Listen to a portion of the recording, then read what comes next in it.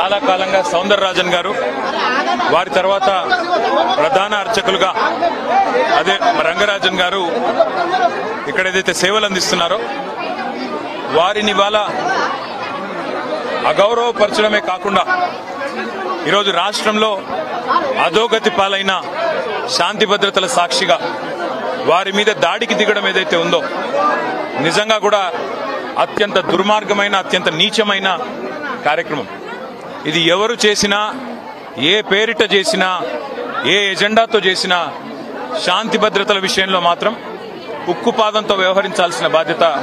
రాష్ట్ర ప్రభుత్వం మీదనే ఉంటుంది. ఇవాళ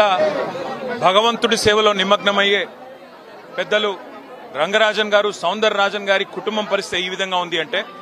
మరి రాష్ట్రంలో శాంతి భద్రతలు ఎంత అధ్వానంగా ఉన్నాయో దీన్ని బట్టి చెప్పవచ్చు. ఖచ్చితంగా ఈ దాడికి పాల్పడ్డ వాళ్ళు ఏ ముసుగులో ఉన్నా, ఏ జెండా పట్టుకున్నా వారిని కఠినాతి కఠినంగా చట్టపరంగా శిక్షించాలని చెప్పి రాష్ట్ర ప్రభుత్వాన్ని డిమాండ్ చేస్తూ